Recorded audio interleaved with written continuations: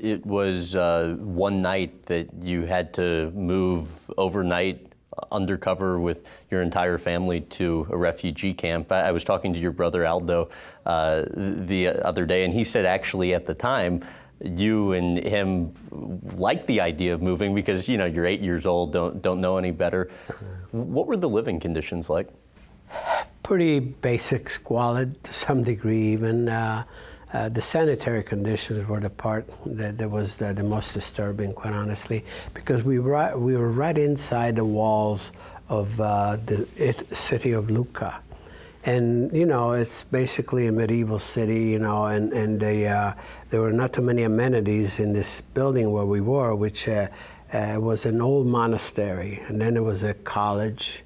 But it was basically an empty building, which this is the reason why they put us there. And we were there with probably about maybe 1,000 to 1,500 people, I think I would estimate.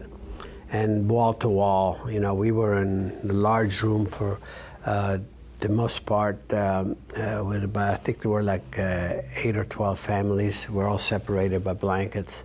And so, as you could see, the sanitary facilities were out there in the courtyard, a ditch in the ground with a tent over, and, and this was the two genders separated, but, it was, What do you most recall from the experience? Oh, gosh, I mean, you just clearly, you just didn't want to go to the bathroom, because of that. And the smell of that, the disinfectant, the DDT was the thing, we're always spraying that around always. And you go in there, oh God, I mean, I don't even want to think about it, to be honest with you. After you became a successful driver, you end up taking your family back to visit the land that your parents once owned. What was your father's reaction when he saw it? It was very emotional, as you could imagine. But my dad was very controlled, always, very proud.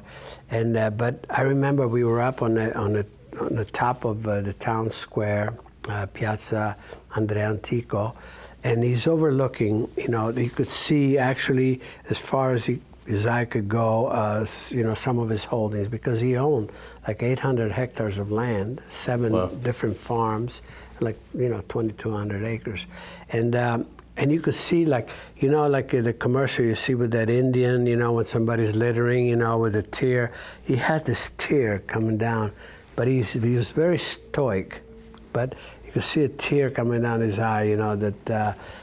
That's what I worked for, and it's gone. It's not mine anymore. But it was just obviously it had to be emotional at that point. But I can tell you one thing, though. Sure.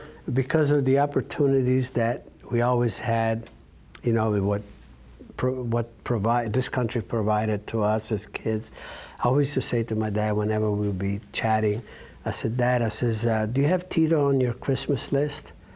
I said, because something out of a big negative, a positive came out of it. So thank you very much for sacrificing at the time.